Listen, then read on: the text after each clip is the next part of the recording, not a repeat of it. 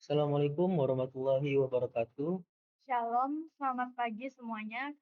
Kami dari kelompok 2 dengan tema Data Mining, Prediksi, dan Estimasi akan melakukan presentasi hasil kerja kelompok kami. Yang pertama dengan saya Tarsisya Uci Suryani.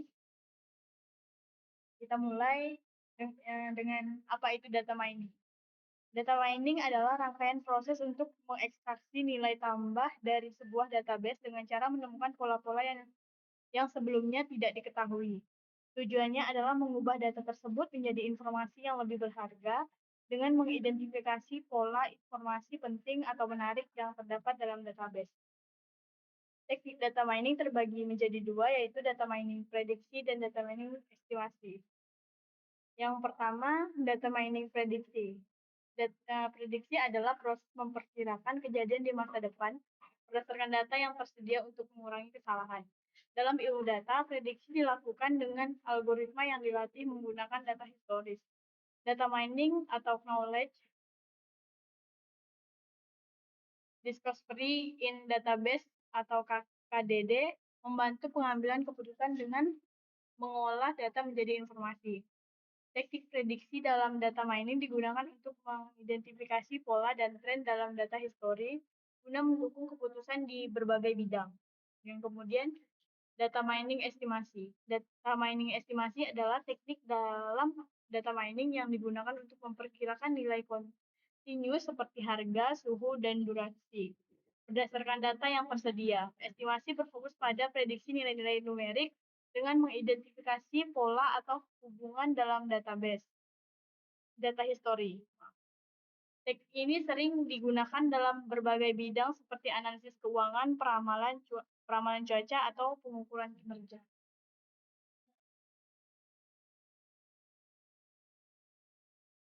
Selanjutnya akan dijelaskan oleh saya, Aisyah Lafia Sastra. Di sini saya akan membahas perbedaan data mining prediksi dan estimasi. Estimasi memiliki kemiripan dengan prediksi. Perbedaannya yaitu variabel target estimasi lebih ke arah numerik daripada ke arah kategori. Sedangkan pada prediksi, data diklasifikasikan berdasarkan nilai yang diperkirakan pada masa yang akan datang. Walaupun terdapat perbedaan, estimasi dan prediksi dapat menggunakan algoritma yang sama sesuai kondisi yang tepat. Algoritma prediksi sama dengan algoritma estimasi, yaitu label bertipe numerik. Bedanya, data yang digunakan pada prediksi adalah data rentet waktu atau time series data. Selanjutnya adalah penerapan teknik data mining pada berbagai bidang. Yang pertama itu pada bidang kesehatan, penerapan prediksi itu contohnya meramalkan kemungkinan penyakit berdasarkan data genetik. Penerapan estimasi itu contohnya mengestimasi stok obat berdasarkan pola sebelumnya. Selanjutnya pada bidang ekonomi dan bisnis, penerapan prediksi yaitu memprediksi permintaan produk di masa depan berdasarkan riwayat tren penjualan. Dan penerapan estimasi yaitu memperkirakan harga properti berdasarkan lokasi, luas, dan fasilitas. Bidang selanjutnya yaitu bidang pendidikan. Penerapan prediksi yaitu memprediksi kelulusan mahasiswa berdasarkan riwayat indeks prestasi mahasiswa. Penerapan estimasi yaitu memperkirakan nilai akhir siswa berdasarkan nilai tugas dan kehadiran. Selanjutnya itu bidang e-commerce dan retail. Penerapan prediksi yaitu meramalkan tren produk berdasarkan data pencarian dan media sosial. Dan penerapan estimasi yaitu memperkirakan waktu pengiriman berdasarkan jarak dan kondisi logistik. Contoh bidang terakhir yaitu bidang transportasi dan logistik. Penerapan prediksinya yaitu memprediksi kepadatan lalu lintas di masa depan berdasarkan pola histori. Dan penerapan estimasinya yaitu memperkirakan waktu tempuh perjalanan berdasarkan lalu lintas dan cuaca. Selanjutnya yaitu dijelaskan oleh saya Puan Nabila Astari, yaitu algoritma yang digunakan pada teknik data mining, prediksi, dan estimasi, yaitu ada beberapa. Yang pertama ada linear regression, neural network, support vector machine, deep learning, sama generalized linear model. Selanjutnya yang pertama itu ada linear regression.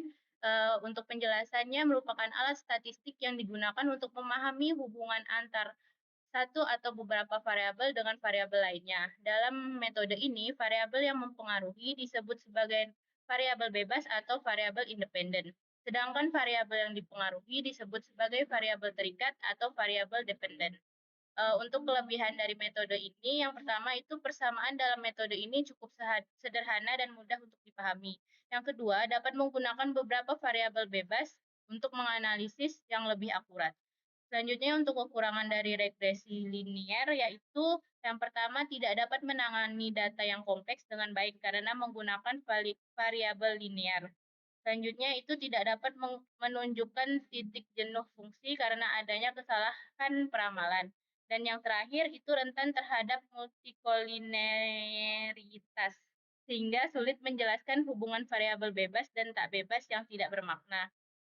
Nah, untuk metode ini dibagi menjadi dua jenis, yaitu yang pertama simple linear regression, di mana ini digunakan untuk mengetahui pengaruh antara satu buah variabel independen dengan satu buah variabel terikat. Nah, untuk persamaannya dapat dilihat sebagai berikut. Selanjutnya yaitu ada multiple linear regression. Ini sebagai kajian terhadap ketergantungan satu variabel dengan beberapa variabel lain dengan tujuan membuat estimasi rata-rata nilai variabel yang sudah diketahui. Secara sederhananya, regresi linear berganda ini dapat didefinisikan sebagai hubungan secara linear antar dua atau lebih variabel independen dengan variabel lainnya. Berikut ini persamaannya.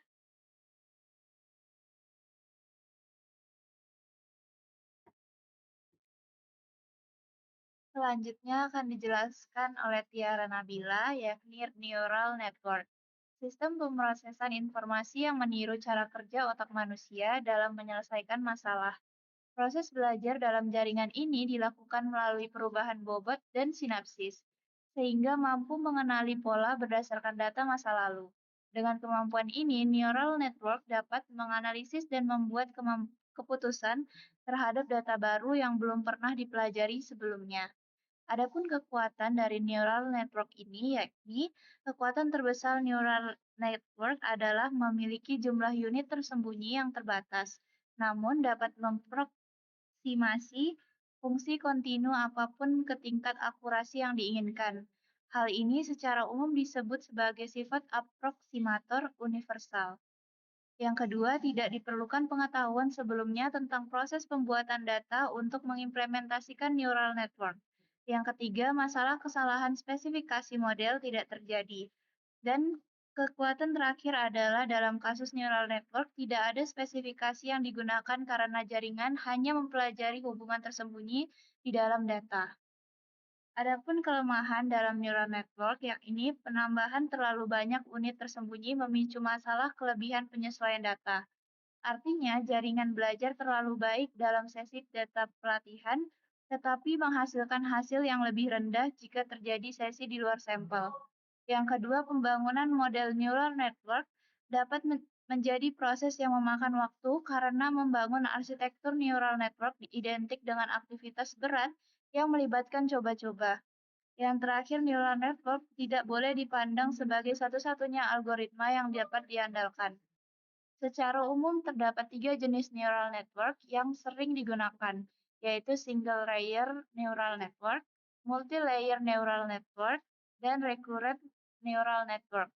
Dari ketiganya, multi-layer neural network adalah yang paling umum digunakan karena memiliki lebih dari satu lapisan tersembunyi atau hidden layer, yang berfungsi mengolah informasi sebelum menghasilkan output yang lebih akurat.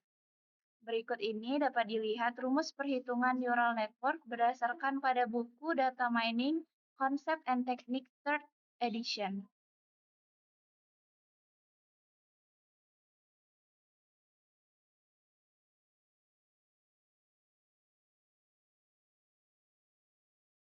Selanjutnya,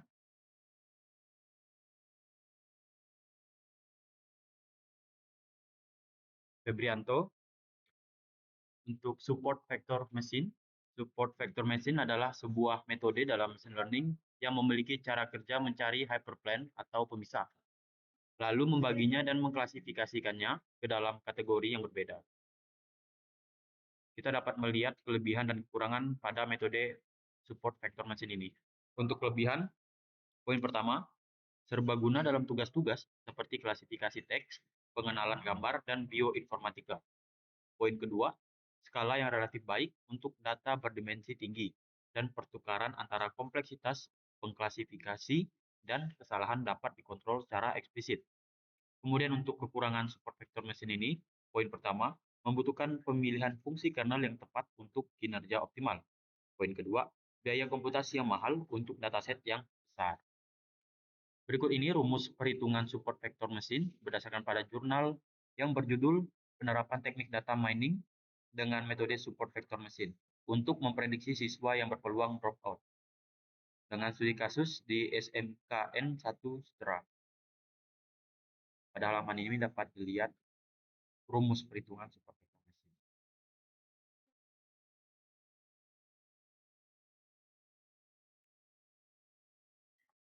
Selanjutnya akan dilanjutkan oleh Al-Hafidh Ar-Rasyid. Deep Learning. Deep Learning adalah salah satu metode dalam machine learning yang memanfaatkan Artificial Neural Network atau INN. Jenis pembelajaran dalam Deep Learning dapat dibagi menjadi Supervised, Semi-Supervised, dan Unsupervised. Kelebihan dari Deep Learning adalah sebagai berikut. Yang pertama, mampu menangani data kompleks dan berdimensi tinggi. Deep Learning bisa memproses data seperti gambar, teks, suara, atau data tabular dengan ribuan fitur. Kemudian yang kedua ada automatic feature extraction, tidak perlu manual engineering, fitur model secara otomatis, belajar fitur penting dari data mentah. Kemudian yang ketiga adalah akurasi tinggi untuk tugas kompleks. Model seperti CNN atau RNN bisa mencapai akurasi lebih baik daripada metode tradisional untuk tugas seperti klasifikasi atau prediksi deret waktu. Kemudian yang terakhir adalah skalabilitas, yaitu performa meningkat seiring dengan penambahan data dan sumber daya komputasi. Kemudian ada kekurangan dari deep learning, ada beberapa. Yang pertama adalah butuh data dan komputasi besar, membutuhkan dataset besar dan hardware, GPU atau TPU untuk pelatihan. Kemudian overfitting, model bisa terlalu spesifik mempelajari data latih sehingga gagal pada data baru. Kemudian ada interpretabilitas rendah atau black box, sulit menjelaskan bagaimana model mengambil keputusan. Kemudian yang terakhir ada tuning hyperparameter yang rumit, membutuhkan eksperimen panjang yang memilih parameter optimal. Kemudian ada Generalized Linear Model. Generalized Linear Model atau GLM adalah jenis model regresi linear yang mengasumsikan prediktor memiliki pengaruh linear, namun tidak mensyaratkan distribusi tertentu pada variabel respon. Model ini digunakan ketika variabel respon termasuk dalam keluarga distribusi eksponensial. Generalized Linear Model atau GLMS bertujuan untuk menganalisis hubungan sebab akibat serta pengaruh variabel independen terhadap variabel dependen. Kemudian ada kelebihannya, yaitu yang pertama adalah fleksibel dalam jenis data. GLM dapat menangani berbagai jenis variabel respon, yaitu kontinum, binar, kon, dan lain-lain, dengan memilih keluarga distribusi yang sesuai, misalnya Gaussian, binomial, dan Poisson. Dan selanjutnya ada interpretasi yang jelas. Koefisien model GLM memiliki interpretasi langsung terkait pengaruh variabel prediktor terhadap respon, mirip regresi linear. Kemudian selanjutnya ada link function untuk hubungan nonlinear. GLM menggunakan link function, misalnya log atau logit, untuk memodelkan hubungan nonlinear antara prediktor dan respon tanpa transformasi manual. Kemudian yang terakhir ada dukungan statistik yang kuat. GLM menyediakan interval kepercayaan, uji hipotesis, dan validasi model melalui metode seperti uji likelihood ratio. Kemudian ada kelebihannya, yaitu kelebihan dari Generalized Linear Model. Sebagai berikut, yang pertama ada asumsi linearitas pada prediktor. GLM tetap mengasumsikan hubungan linear antara prediktor yang transformasi dan respon melalui link function. Kemudian tidak cocok untuk pola yang kompleks, tidak efektif menangani interaksi nonlinear atau pola kompleks seperti yang bisa dilakukan algoritma machine learning. Kemudian yang ketiga ada sensitif terhadap outliers. Beberapa keluarga GLM misalnya regresi Gaussian rentan terhadap outliers pada data. Dan kemudian yang terakhir ada ketergantungan pada spesifikasi model. Kinerja GLM sangat bergantung pada pemilihan distribusi dan link function yang tepat.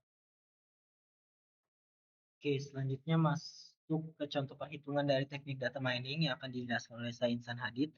Untuk metode yang pertama itu ada metode linear regression dalam estimasi. Nah, contoh kasusnya sendiri yaitu estimasi harga rumah berdasarkan luas tanahnya.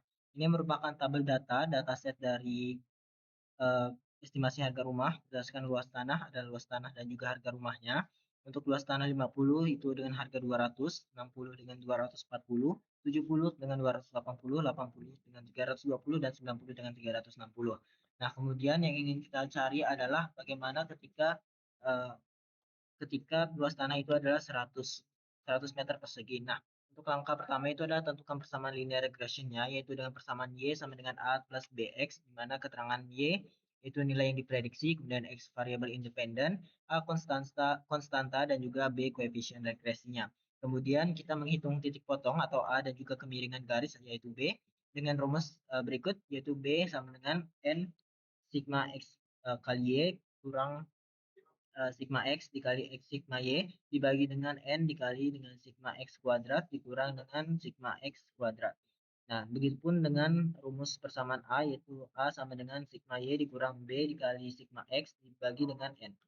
Nah, kemudian masukkan nilai-nilai yang diketahui ke dalam, kemudian hitung dulu nilai yang dibutuhkan, seperti N itu jumlah data yang dibutuhkan yaitu 5, kemudian sigma X-nya dihitung dengan hasil 350, sigma Y dihitung dengan hasil 1400, dan juga sigma X kali Y itu 102.000,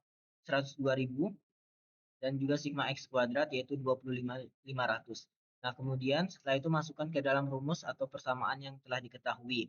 Didapatkanlah bahwa B sama dengan 4 dan juga A sama dengan 0.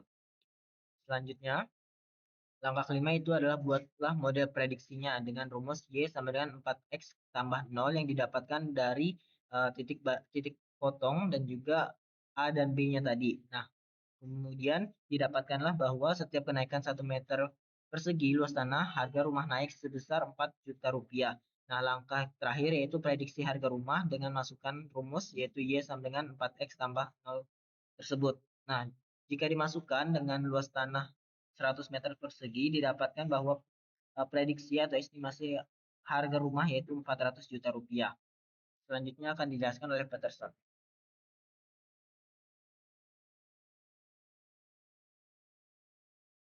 Contoh perhitungan dari teknik data mining. Contoh kasus prediksi suhu ruangan. Misalnya pada tanggal 1 rata-rata suhu ruangan 24 derajat Celcius. Jumlah cacatnya adalah 10. Tanggal 2 rata-rata suhu ruangannya ada 22, jumlah cacatnya 5. Tanggal 3 rata-ratanya 21, jumlah cacatnya 6. Tanggal 4 rata-rata 20, jumlah cacat 3. Tanggal 5 rata-rata 22, jumlah cacat 6. Tanggal 6 rata-rata 19, jumlah cacat 4. Tanggal 7 rata-rata 20, jumlah cacat 5. Tanggal 8 rata-rata 23, jumlah cacat 9. Tanggal 9 rata-rata suhu 24, jumlah cacat 11. Tanggal 10 rata-rata 25, jumlah cacat 13. Lalu identifikasi atribut dan label. Y sama dengan A tambah B X. Y adalah variabel terikat, kemudian X adalah variabel tidak terikat, A adalah konstanta, dan B adalah koefisien regresi atau kemiringan.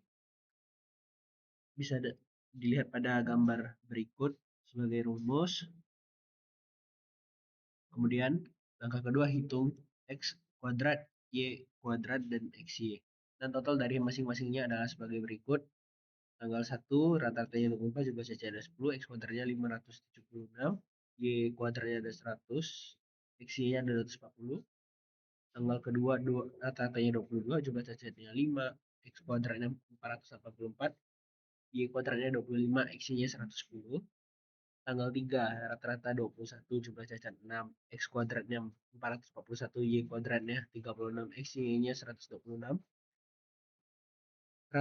Tanggal 4 rata-rata 20, jumlah cacat 3, X kuadrat 400, Y kuadrat 9, XY 60. Tanggal 5 rata-rata 22, jumlah cacat 6, X kuadrat 484, Y kuadrat 36, XY 132.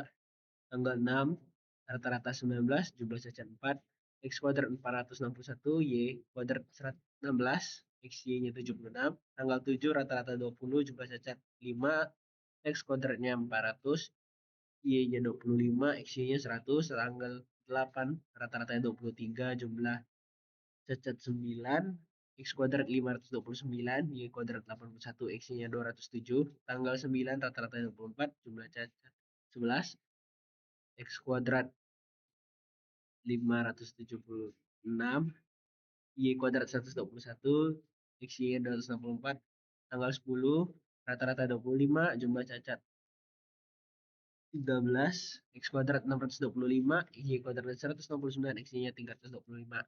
Total rata-rata adalah 220, jumlah cacat 72, X kuadratnya 4876, Y kuadratnya 618, dan XY-nya 1640. Kemudian langkah ketiganya menghitung A dan B berdasarkan persamaan yang sudah ditentukan, bisa dilihat pada gambar. Menghitung koefisien regresi A sama dengan minus 27,02. Menghitung koefisien regresi atau B, A sama dengan 1,56. Langkah 4 membuat model persamaan regresi linear sederhana. Y sama dengan A tambah B, X. Y sama dengan minus 27,02 ditambah 1,56X. Kemudian dilakukan pengujian. Prediksi jumlah cacat produksi jika suhu dalam keadaan tinggi atau variabel X, contohnya misalnya 30 derajat. Y sama dengan minus 27,02 ditambah 1,56X.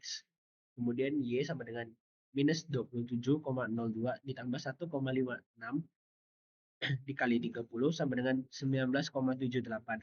Jika cacat produksi atau variabel Y yang ditargetkan hanya boleh 5 unit, maka berapa suhu ruangan yang diperlukan untuk mencapai tersebut? Misalnya Y sama dengan 5 sama dengan minus 27,02 ditambah 1,56X. Kemudian kita harus mencari nilai X pada 1,56. 1,56X sama dengan 5 ditambah 27,02. X sama dengan 32,02 dibagi 1,56. Maka didapati hasilnya X sama dengan 20,52. Jadi prediksi ruangan yang paling sesuai untuk mencapai target cacat produksi adalah sekitar 20,52 derajat Celcius. Selanjutnya akan dijelaskan oleh Noval.